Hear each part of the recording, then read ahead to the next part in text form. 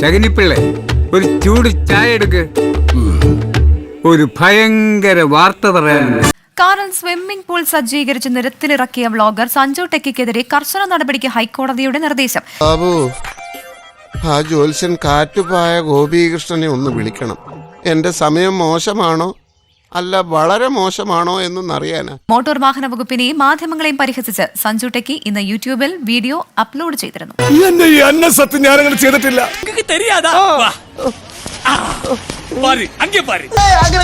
ഭയങ്കര പോപ്പുലർ ആയിരിക്കണം. എസ്പെഷ്യലി നമ്മുടെ മീഡിയക്കാർക്കാണ് എനിക്ക് വലിയൊരു താങ്ക്സ് പറയാം. അത് പിന്നെ സംഭവം എന്താന്ന് വെച്ചാൽ നിങ്ങൾക്ക് എല്ലാവർക്കും അറിയാം, കുറച്ച് ദിവസമായിട്ട് ഞാനിപ്പോ എയറിലാണ്. എന്ത് ചെയ്യാനാടാ, ഞാൻ ഇങ്ങനൊരു ദുരന്തനായി പോയി. ഹേ ഗായ്സ്, സത്യം പറഞ്ഞ ഇങ്ങനത്തെ ഒരു വീഡിയോ ഇപ്പൊ ചെയ്യണമെന്ന് എനിക്കൊരു ആഗ്രഹം ഇല്ലായിരുന്നു. പക്ഷെ മാപ്പ് തന്ന് മன்னிക്കണം. മുടിയാതെ നിങ്ങൾ കാല് പിടിക്കാം. ദൈവത്തെ ഓർത്ത കാലിനെ അല്ല നിന്റെ അച്ഛനെ വിളിക്കരുത്. ഇപ്പൊ ടി വി നോക്കിയാലും ന്യൂസിൽ നോക്കിയാലും എവിടെ നോക്കിയാലും എന്നെ പറ്റി ഞാൻ പറയാത്ത കാര്യങ്ങളൊക്കെ ന്യൂസുകാരും മീഡിയ ആണെങ്കിലും വളച്ചൊടിച്ച് എനിക്കെതിരെ പറഞ്ഞോണ്ടിരിക്കുവാണ്. നിന്റെ കയ്യിലിരിപ്പതായിരുന്നല്ലോ. അതന്നത്തെ ചോരത്തിളപ്പിന്. ഇപ്പൊ എന്ത് ചോര തണുത്തു പോയാ? ഞാൻ മാധ്യമപ്രവർത്തകരെ കളിയാക്കി എന്നൊക്കെ കുറെ ഞാൻ പറയാത്ത അനാവശ്യങ്ങൾ അതുപോലെ തന്നെ ശുദ്ധ കള്ളത്തരം പറഞ്ഞിങ്ങനെ അവർ പരത്തിക്കൊണ്ടിരിക്കുക. അപ്പൊ അതിനെ കുറിച്ച് ഒരു സത്യാവസ്ഥ എനിക്കിവിടെ പറയണം. എന്നാൽ ഇനി ഞാനൊരു സത്യം പറയാം. എന്തെങ്കിലും കുത്തിക്കേട്ടി തന്നെ വായിക്കാത്ത. അത് ശരി. അപ്പൊ ഇവിടെ ആർക്കും എന്നെ വിശ്വാസമല്ലേ? ഇല്ല. മുതലാളി എങ്ങനെ വിശ്വസിക്കും? ശരി, എങ്ങനെ വിശ്വസിക്കും? നിങ്ങളോട് എനിക്ക് പറഞ്ഞില്ലെങ്കിൽ എനിക്ക് ശരിയാത്തില്ല. ഇല്ലെങ്കിൽ ഞാനൊരു കുറ്റക്കാരനോ അല്ലെങ്കിൽ ഒരു കള്ളനായി ഈ ഒരു സമൂഹത്തിൽ ഇപ്പൊ മാറും. സാറിന്റെ വിഷമം കാണുമ്പോ എനിക്ക് കരച്ചിലടക്കാനും കഴിയുന്നില്ല സാറ്.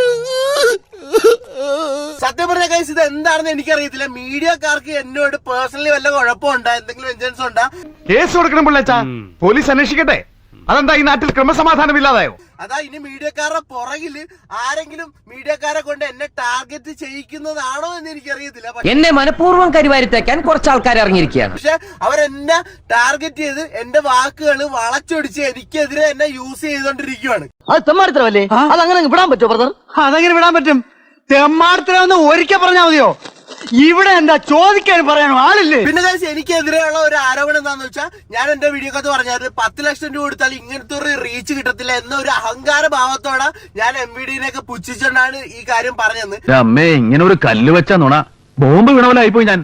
അല്ല, ദേഷ്യം വന്നപ്പോ നീ അങ്ങനെ വല്ലതും പറഞ്ഞു പോയിട്ടുണ്ടോ? നിങ്ങൾ എന്താ ഈ പറയണേ? ഇല്ലെന്നേ.